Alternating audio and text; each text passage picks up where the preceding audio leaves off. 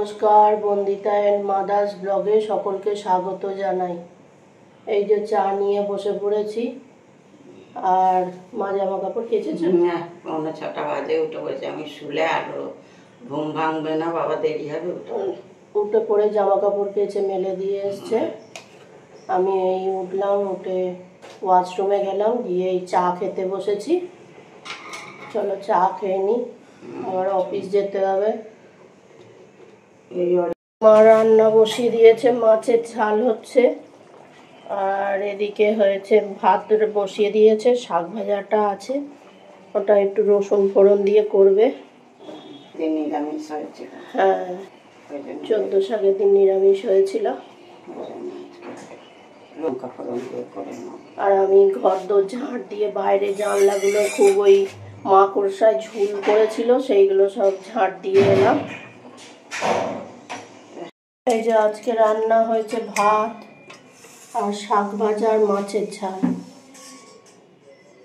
এটা কিন্তু ইলিশ মাছের ঝাল, ইলিশ মাছের ঝাল হয়েছে এটা। মা আর আমি রেডি হয়ে গেছি। মা কোথায় যাচ্ছ? নৈহাটির বড় মার কাছে যাচ্ছি, চলো যাই। এই যে নৈহাটির বড় মাকে দেখতে গেছি, স্টেশন থেকে নেবেই বড় মার ওদিকে যেতে গিয়ে কত ঠাকুর দেখলাম। ওইটা একটা প্যান্ডেল, তা ওই প্যান্ডেলটার ভেতরে ঢুকে দেখিনি। আর এইখানে আর একটা প্যান্ডেল দেখে মানে মার ওখানে যেতে, বড় মার ওখানে যেতে কত যে ঠাকুর, বাপ রে বাপ। আর বড় মা দেখে বেরিয়ে বাবা কতগুলো, পুরো গায়ে গায়ে 5টা ঠাকুর, 5টা না 6টা ঠাকুর বড় মাকে দেখে বেরিয়ে। আর কি বিভৎস লাইন পড়েছে। আছি মা যার ভয়ে হচ্ছে যে দুর্গা পুজোয় ঠাকুর দেখতে বেরোয় না, তার 4 ডবল লাইন পড়েছে দুর্গা পুজোর থেকে। আর মা বলছে বড় মা টেনেছে, আর কি হবে, যেতে তো হবেই। বড় মা টেনেছে, ওই জন্যেই আমরা গেলাম। আর বড় মার ওখানে যাওয়ার আগে এই আর একটা ঠাকুর, আর প্রত্যেক কটা ঠাকুর কি সুন্দর। আর অতটা কষ্টও হচ্ছে না লাইন দিয়ে, কেননা কত ঠাকুর দেখছি। কষ্ট মার খুব হয়েছে, লাইনে দাঁড়িয়ে টাড়িয়ে থেকে অনেকক্ষণ লাইনে দাঁড়াতে হয়েছে। অনেক ঠাকুর, অনেক ঠাকুর, অনেক ঠাকুর। আর এই যে বড় মার মন্দির, যেটা এখন হয়েছে, কষ্টি পাথরের মূর্তি আছে ওর ভেতরে। আমরা গেছি এই বড় মার এই কষ্টি পাথরের যে মূর্তিটা আছে ওইটা দেখতে। আর এই যে বড় মা, শেষমেশ আমি বললাম মা তুমি দেখা দিলে তাহলে। আমার খুব ইচ্ছে ছিল বড় মার এরা মূর্তিটা দেখার জন্যে। আর সত্যি বড় মার ইচ্ছে ছিল, আর আমারও ইচ্ছে ছিল। বড় মা বলল তোর যখন এতই ইচ্ছে আমাকে দেখা, তাহলে চলে আয়।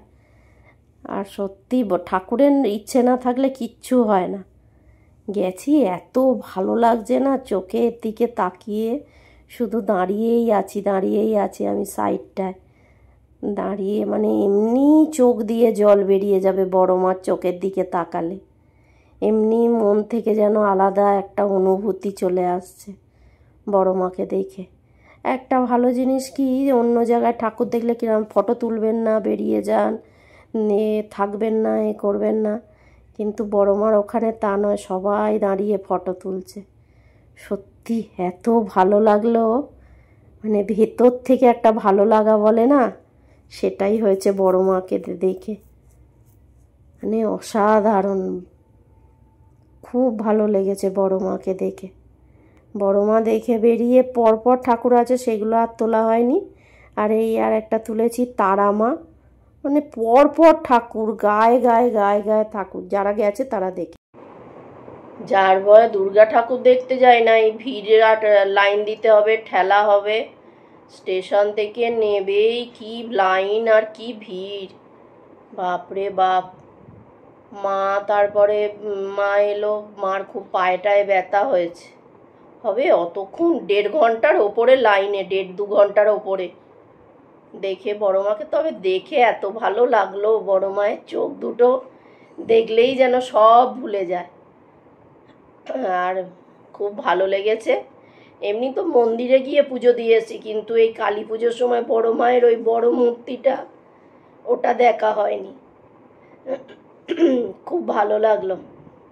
যাই হোক, অনেক রাত হয়ে গেছে, ভিডিওটা আজকে এখানেই শেষ করি। তোমরা সবাই সুস্থ থেকো, ভালো থেকো, সাবধানে থেকো। আর ভিডিওটা যদি ভালো লেগে থাকে তাহলে লাইক করো, কমেন্ট করো, সাবস্ক্রাইব করো। দেখা হচ্ছে নতুন একটি ব্লগে।